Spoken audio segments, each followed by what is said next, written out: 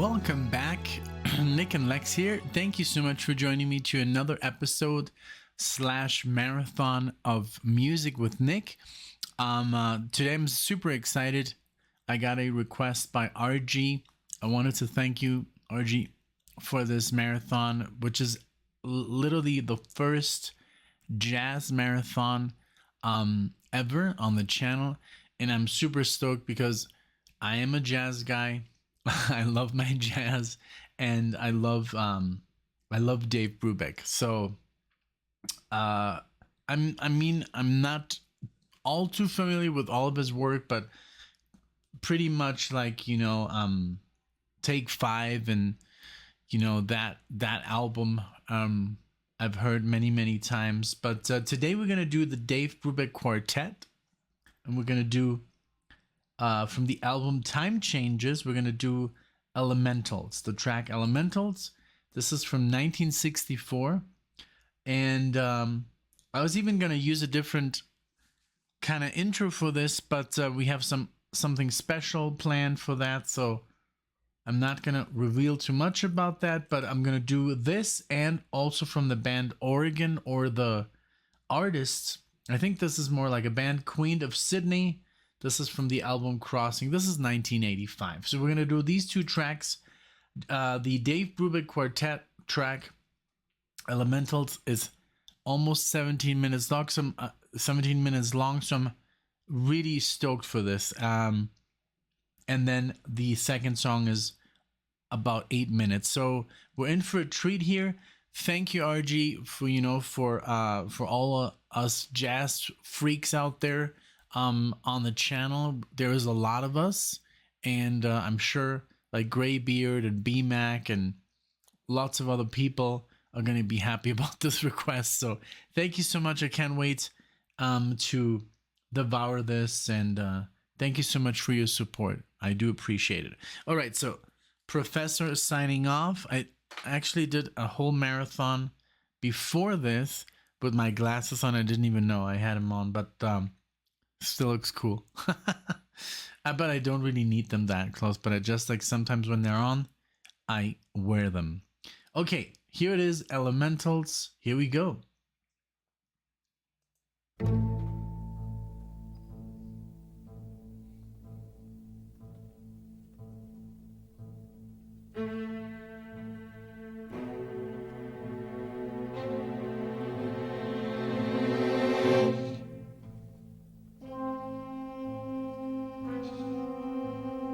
Wow.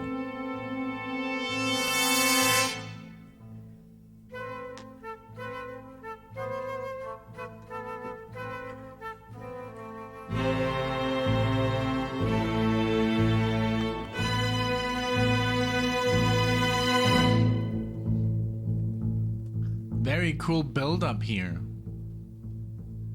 This almost...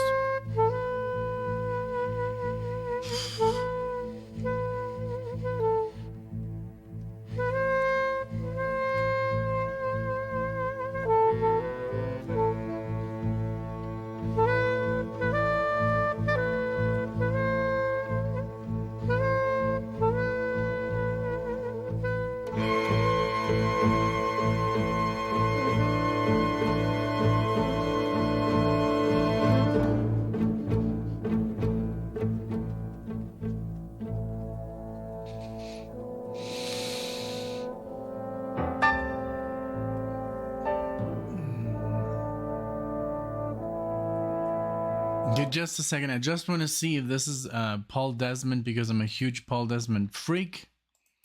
And I also, let's see, Time Changes. I just want to see, since it's a longer piece, I want to see who's playing.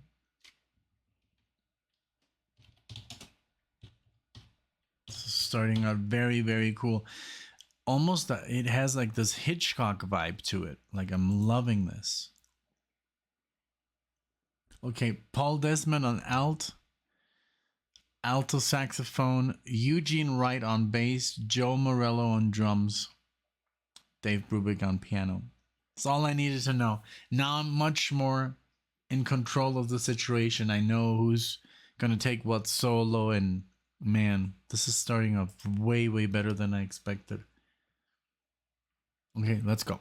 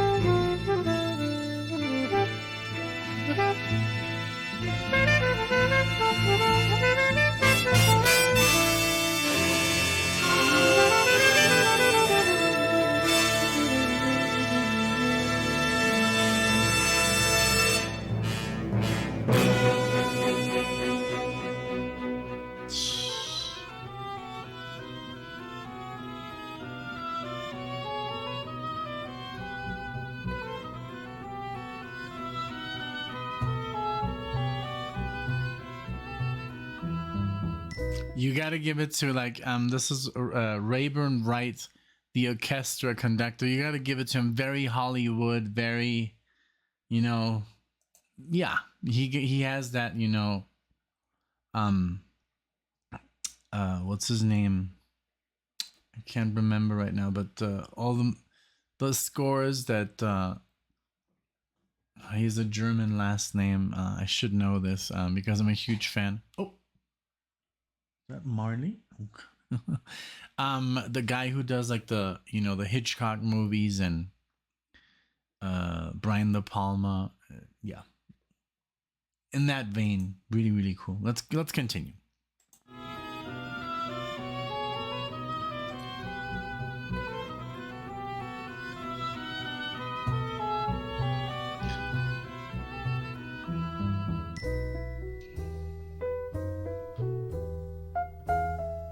That's what you get when you cross from classical music to jazz, like Dave Brubeck.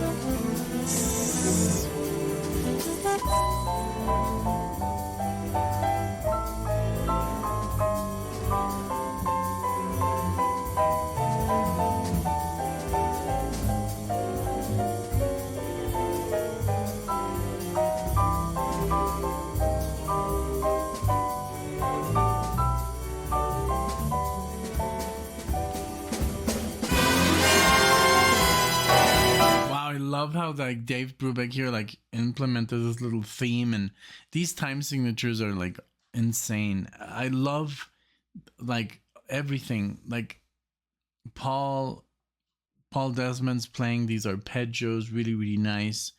Not too outside, you know, it still sounds very classical.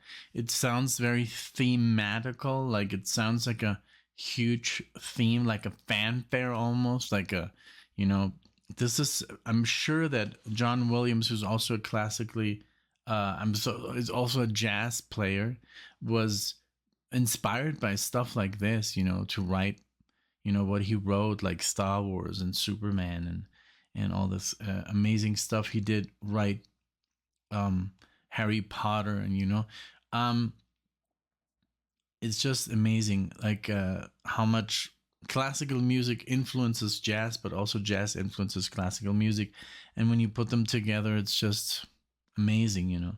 I mean, everything here sounds just so good. It's crazy that they pulled this off in the 60s, you know. um but I mean, yeah, so good, really, really amazing.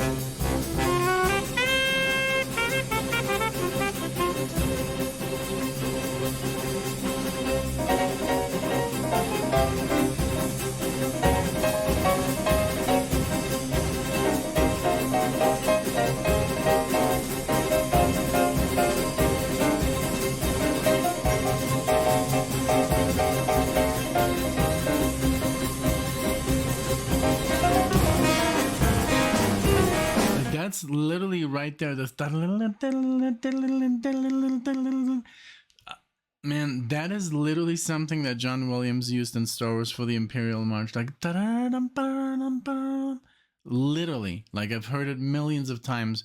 Indiana Jones. I mean, John Williams, and I'm not talking about John Williams here. I want to talk about, Dave Brubeck, but it's reflected so much on film composers, like work like this. And you can hear it in like when it gets very dense, because this music right now, there's a lot of exposition on just like moments. Like it evokes emotion. It's like, this is like dramatic. This is like, it feels, I don't know, like there's a lot of imagery that I can get with this music, what they're trying to like portray. And it's all about the time signatures here, of course, because there's a lot. Like if you analyze this, it's crazy. Give me just 1 second. Give me one moment. All right, I'm back.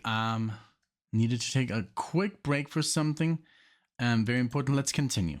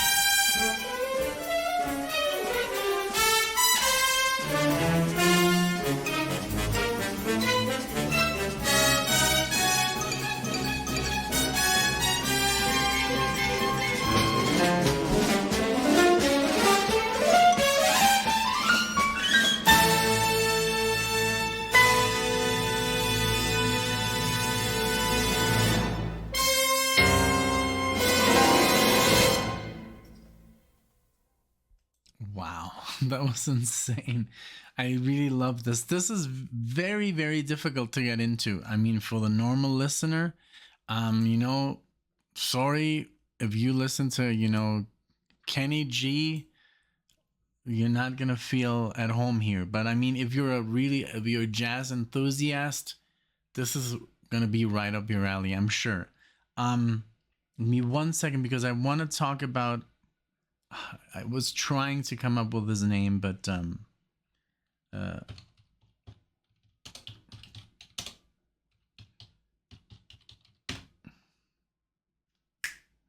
Bernhard Herrmann. So this was a lot, of course, of his style was.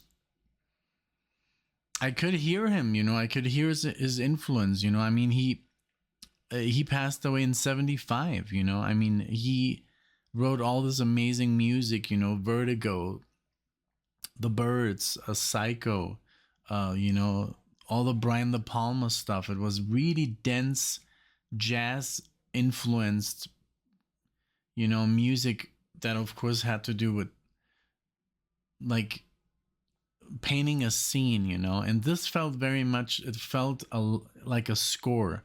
This could have been a score in a movie. This was very, very interesting. I loved it. And I just love that somebody as influential as Dave Brubeck or Paul Desmond or his drummer or his bass player would compose something like this and write something like this, because the usual like swing or jazz is obviously very different. It's more cool jazz and what they call it, especially these players. But this was very unique. So thank you, RG, for exposing me to this. This was very, very good. So now we're going to switch it up. This is going to be a little bit different, I think.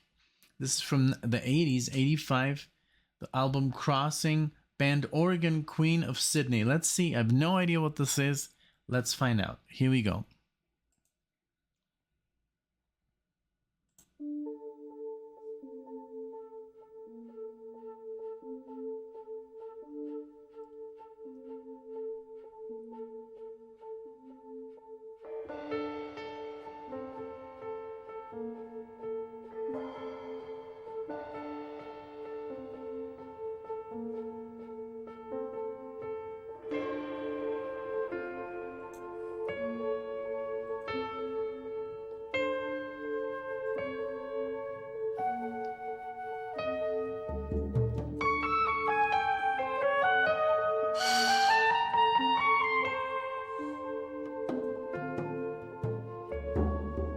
Very good, man.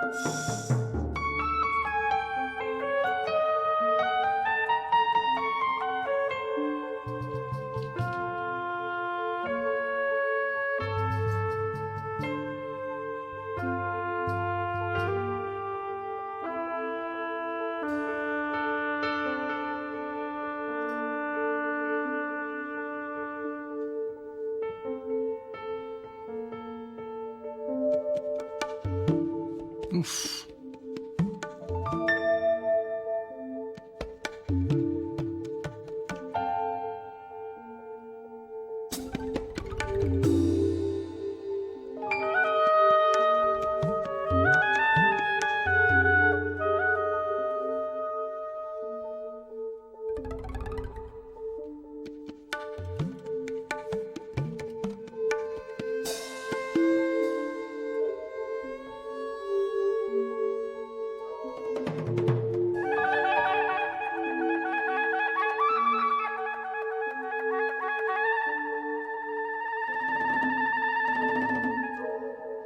Wow, let me just This is amazing. This is right up my alley because it's weird as hell, and but it's then again it doesn't surprise me that much. It's just very good because it's the first time I'm listening to it. But this is the this is the kind of stuff that I look for, you know, when I'm on the internet. Like what's new jazz that's kind of weird and off, you know. And I looked up the style, and it's the genre here is like chamber jazz, ethno jazz, folk jazz, world fusion, jazz fusion, new age. I mean, it sounds like, I don't know, man. It sounds like the stuff that I listen to, like, you know, that's why I love the plays that I love when they get outside, when they play outside, when they play off the chord, you know, when they come up with weird melodies, you know, and it's just like really really cool, you know. I don't know why I like it, like Hindemith, you know, Hindemith. Um okay. um there's something moving under the house. um yeah, I just love when stuff gets complex, you know. And I don't know, I'm just like that. I get bored very easily with just like, you know, I don't know. I just love changes, and I don't get bored, but I do look for music that's a little bit outside of the norm, and this is just up my alley. So I'm very happy with this. Thank you so much. And also, you know, for saying, hey, you know, I think the channel is ready. You know, viewers are ready to, you know, listen to something different. It's not just like 4/4 and, you know, two different time signatures, different chord progressions outside the chord, you know, playing outside, and to not to be afraid of getting a bit adventurous, you know, against the rules, you know. So I like this very much. Very cool.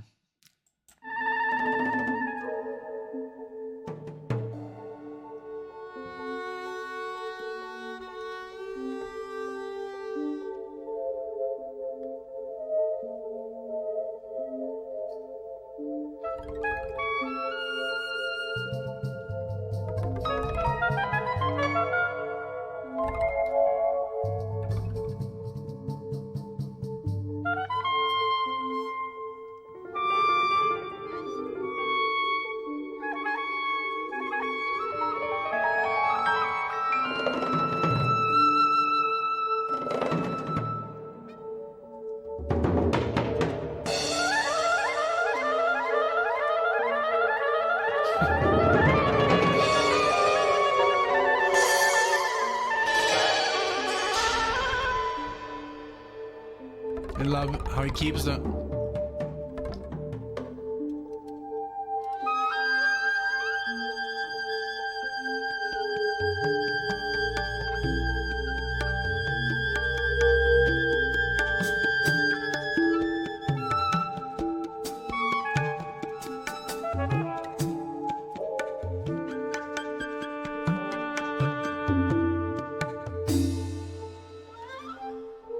but everything else is playing against it, pretty much. It's clashing.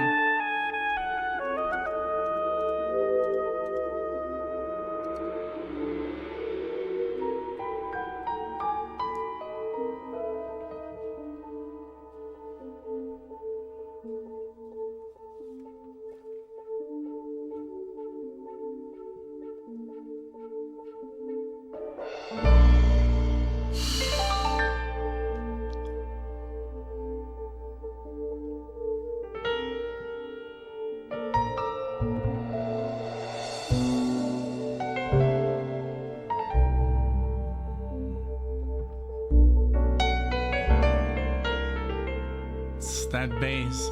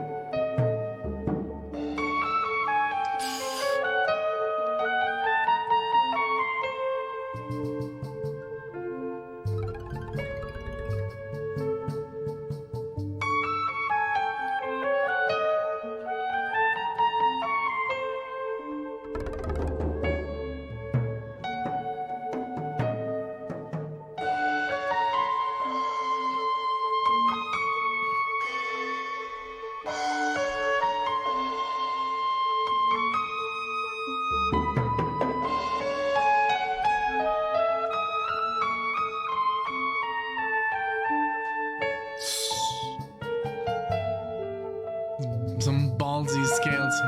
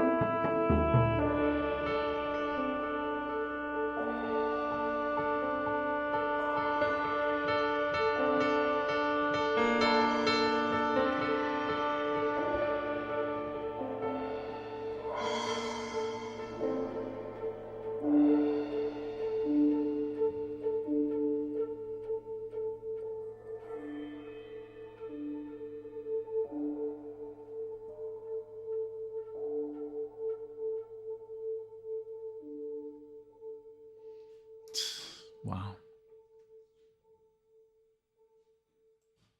All right, so we're done. This was amazing, especially this track. I mean, of course, also the first one, but the second one surprised me even a bit more. It was very just unconventional, music. I guess this kind of music is not very easy to get into. So I would be stoked to see other people react to music like that, maybe on um, other channels, like more analytical channels, like that know about that can count time signatures, or call out scales, and to see how they do, not to put them to the test, of just to see what they think about this music, like the typical channels that say like a teacher or classical composer reacts. I would love to know what they think about this, if they think it's too unconventional, because also classical composers, I studied classical music, for example, so I know exactly the rules that you have to stick by, to what you can't do, and when do you kind of like, you can cross certain lines of certain rules. And here, of course, many rules were broken, and this is the beauty of this music, that it doesn't have any rules. And even for jazz, it's very outside the box. It's very abstract, so I love that, because it's this kind of stuff that I listen to, especially like with Alan Holdsworth. I mean, when you hear the man play, you're like, what is he doing? But if you study the chords and the scales, then you understand. So it's all about taking the time to analyze. But on the first viewing, it's very hard to know what they're exactly doing. But I love just the whole ambience of the second one. Was very, yeah, like, I think abstract is the best word to describe this whole thing. And but it was beautiful. Like, it sounded hauntingly beautiful. It was very it wasn't like welcoming. It was more like, but for many people, this could be a real turn off. It would be like, what are you listening to? Like, this is creepy. Or I don't know. For me, not at all, because I know kind of like what they were going for. And I know that they were playing some weird arpeggios, some other scales that are basically clashing against the chords. But this is all done on purpose. And that's the beauty of it, to be kind of like, say, we're going to play something not harmonically correct. We're going to play something that's more of a cacophony of sorts. So I think this track was, Queen of Sydney, was very, very good. Also, of course, Elementals was a little bit more conventional, classically. And the jazz and the classical music go hand in hand there. And of course, Dave Brubeck, coming from a classical background, it sounded more in the orchestra. I mean, there were moments, it was more about, the first track was more about the time signatures changing and the moods, and the second track was more like a more chaotic approach, which I found like wonderful. So I guess that's all I gotta say. And I think this was a great experience. It is an experience. It has to be experienced to, and then but I know that many people are not going to be able to kind of like on their first listen to kind of like dig this. You have to be into this kind of music for a longer time, and then you appreciate when they come up with the stuff, you know. So I think it was a great idea. I am very thankful, RG, for taking a step like that into like the unknown, you know, and like putting it out there and saying, hey, listen to this, you know, like check it out. So that was very cool. I'm very appreciative of this because for me it checked all the boxes. Like this is this is the stuff that I literally look for, you know. Sometimes like I want to listen to music that's out there, that's different, that hasn't been heard and by many, and it exists, you know. You just have to look for it. So thank you so much, RG. I hope you guys did enjoy. I hope you could find something enjoyable out of this. Maybe you are into this kind of stuff. So if you are, cool. You know, if you're not, that's also cool. You know, there's music for everyone. And this is, I guess, for me and RJ, you know. So RG, I'm sorry. RG. I have a friend whose name is RJ, so it's very easy to confuse the J with the G, especially being German. So, but yeah, thank you, RG, for this amazing experience. Thanks everyone for watching. See you in the next one.